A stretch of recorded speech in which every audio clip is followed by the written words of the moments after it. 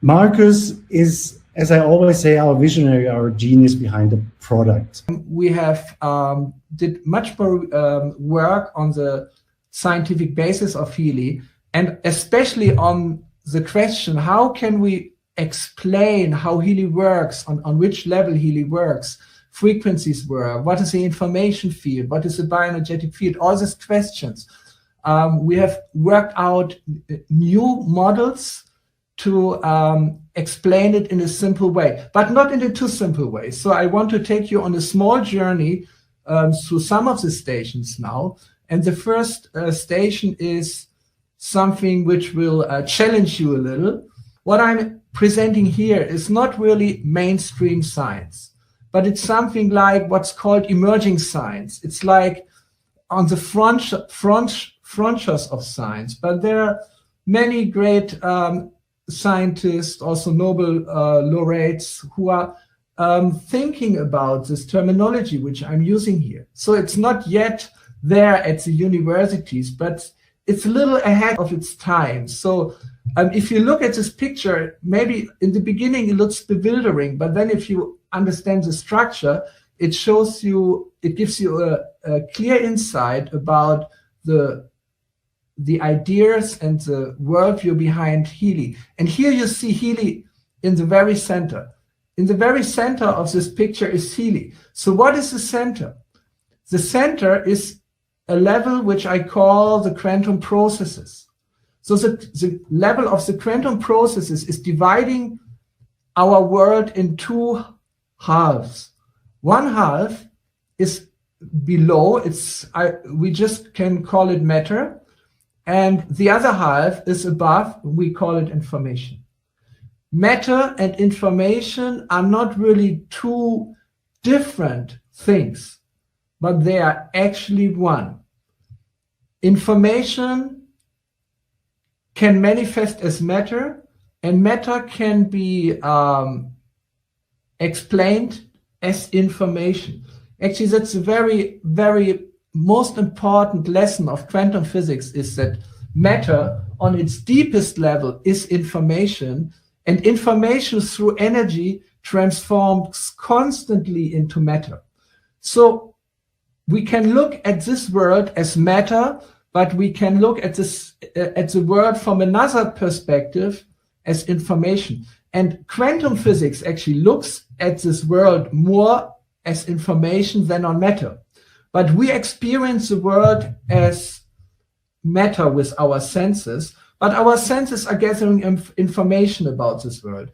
So in a way, this reality in which we are living is a constant transformation of energy in information, information into energy, energy into matter, and matter into information. It's a process, a very creative process, where these three very fundamental aspects of reality, matter, energy, and information, are transformed into each other. And the main transformator between matter and information, this is what we call quantum processes. So let's look at matter.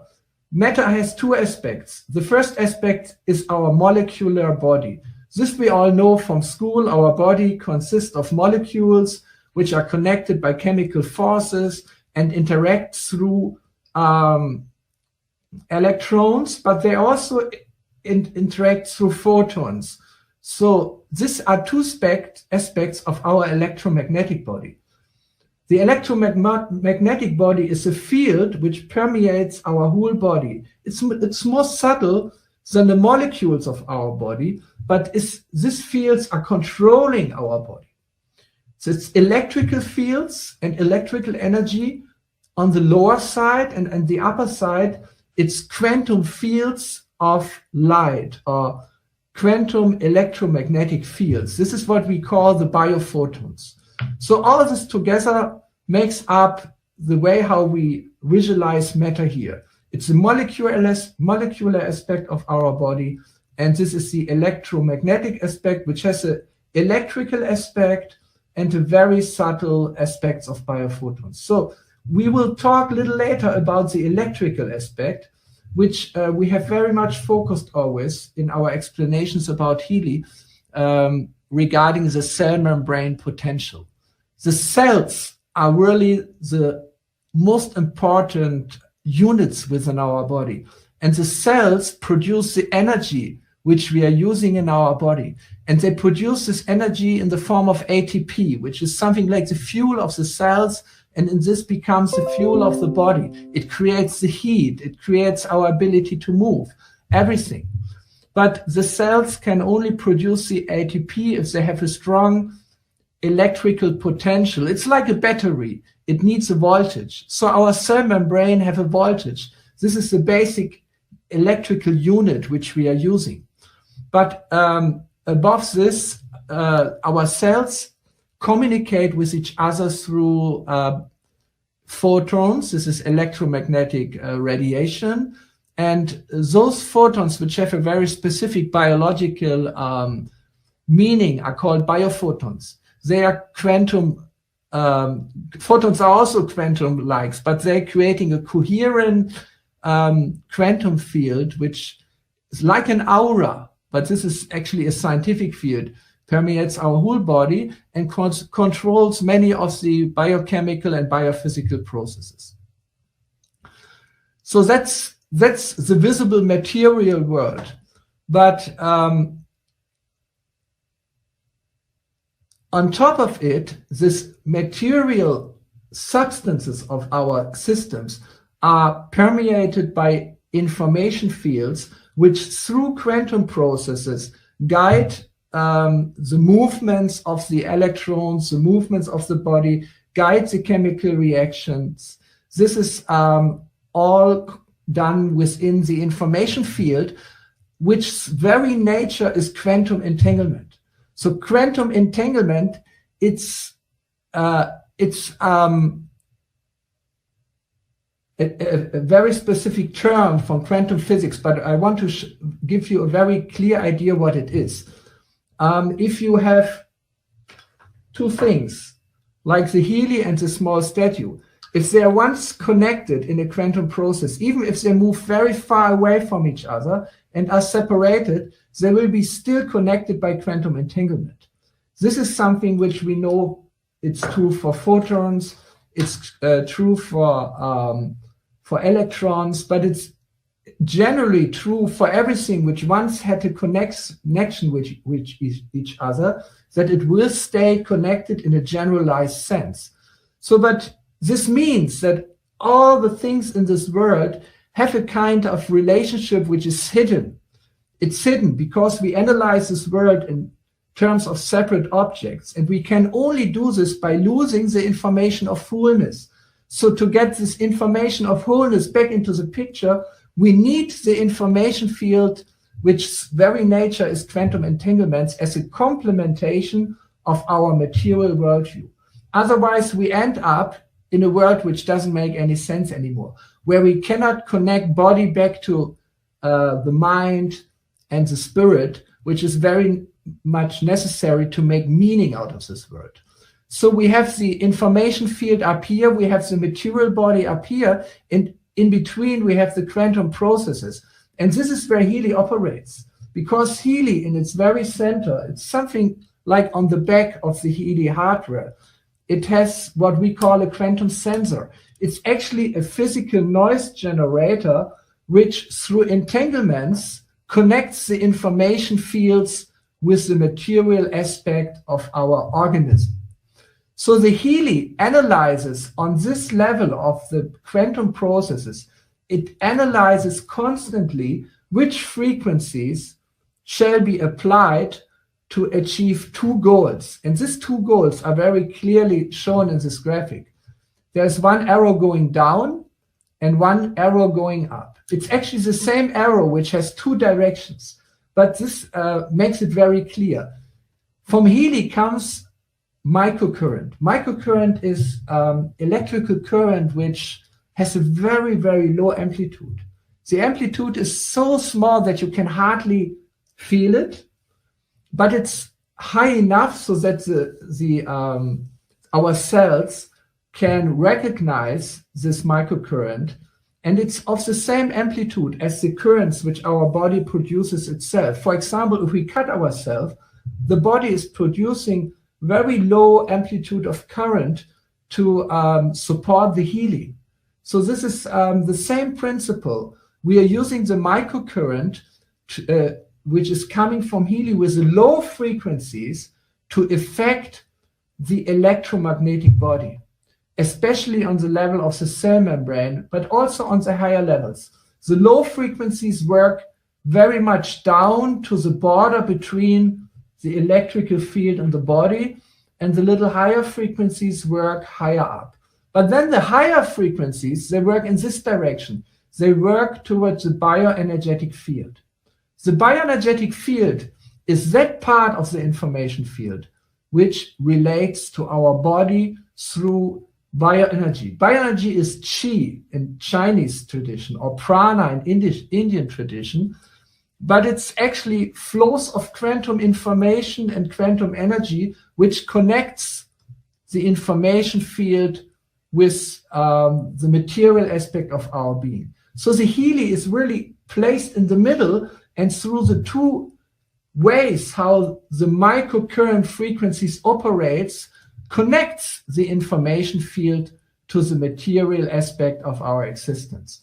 So I want to show you, I can move myself in this direction.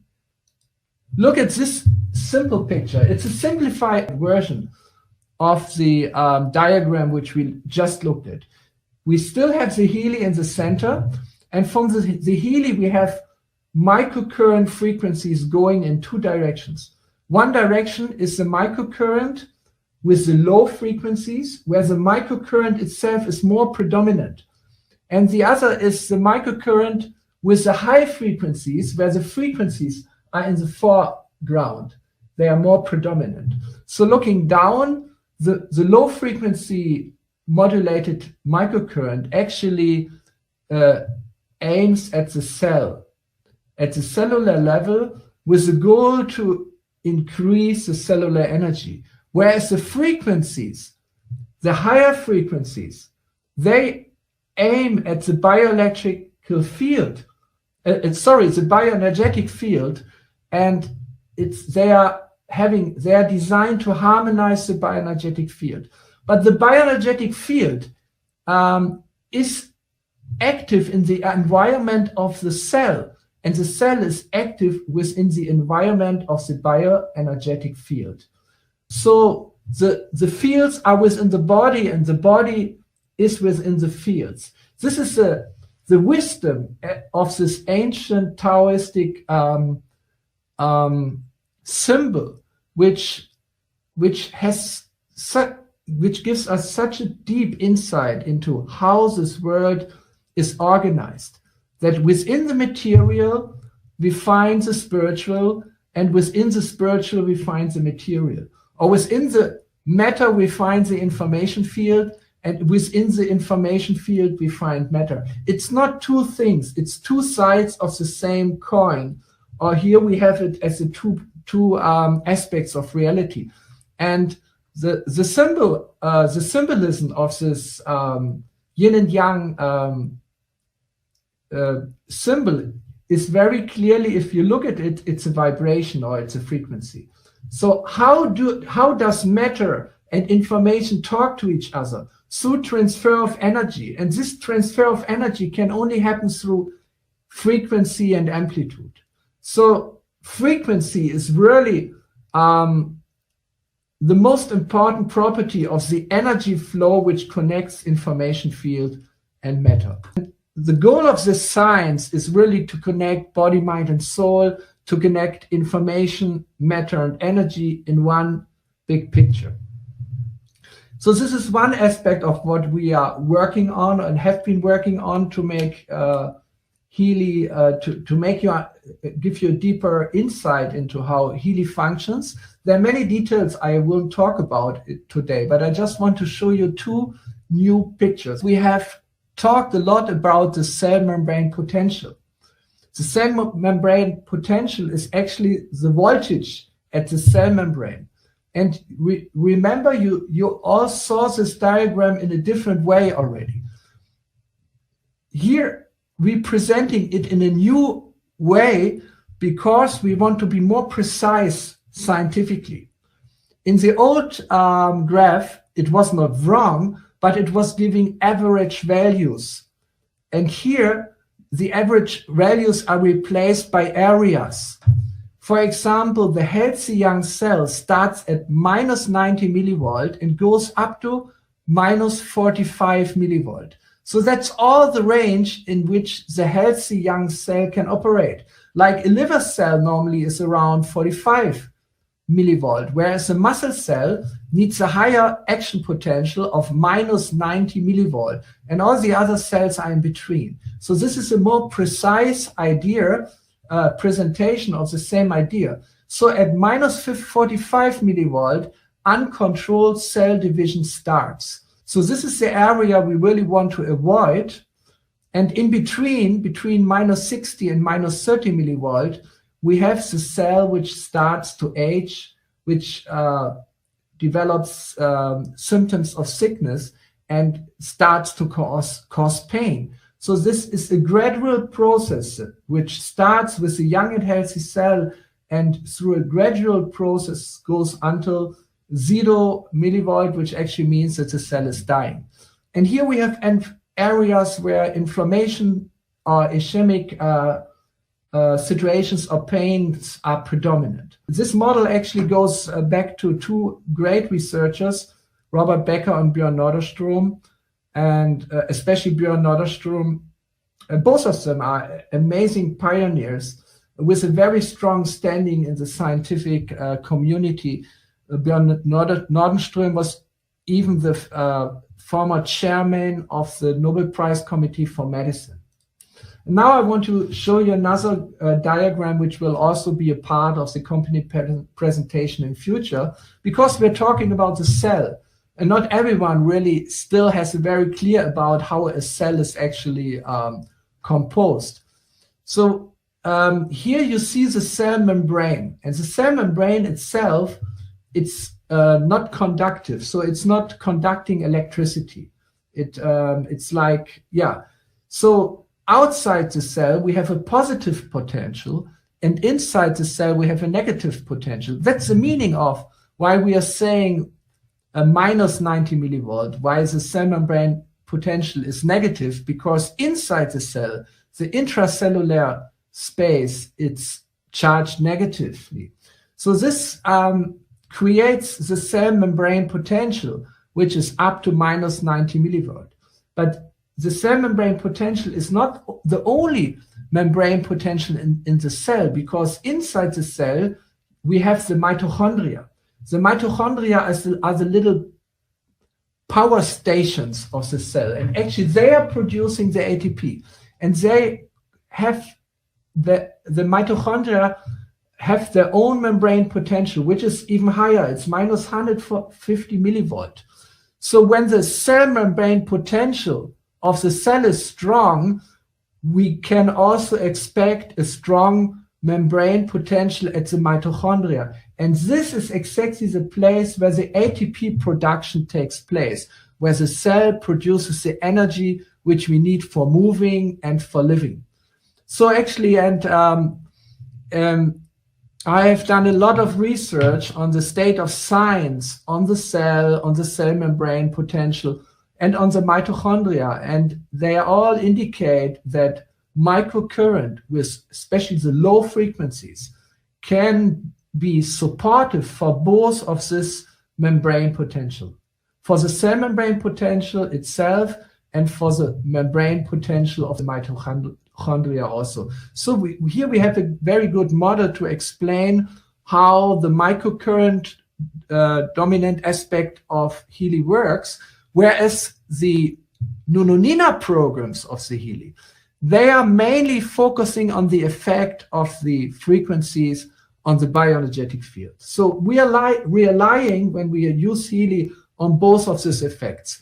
We want to harmonize with the higher frequencies the bioenergetic field, and with the lower frequency microcurrent, we want to support the cellular energy. And all this together gives a very strong basis to the effect of the Healy.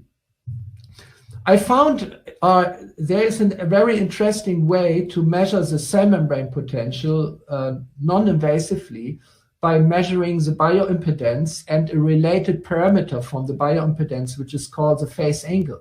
So we have done lots of experiments here in our laboratory and have seen that actually the low microcurrent frequencies applied by Healy, they can increase this. So we found a new way to measure actually how microcurrent frequencies can increase the cellular membrane potential. So there's a lot of new things coming up, and we will keep you informed about the process, and most of the things we will also publish in the network. So thank you very much for listening. I hope this was not too technical and too detailed, but if you're already using Healy, you have a right to know the background, a little about the science and of it, and I see my main duty in doing this. Thank you very much, Marcus.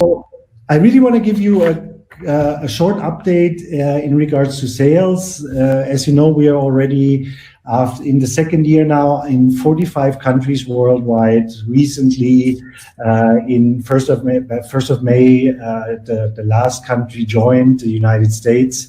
It became rapidly growing and already is our biggest market around the world. But also all our other markets are in Europe, in Asia, are performing very well. And on one side, I know that Marcus has the goal, and we all do, to have in a couple of years 100 million households using our Healy. The 100 is kind of a magical number because we have also for this year, for 2020 only, the goal to reach 100 million in sales. And I can tell you, we're way ahead of track when we think about being in the end of July. Our revenue goal for this year, which we are very positive that we probably even overachieve. So again, thank you for doing this.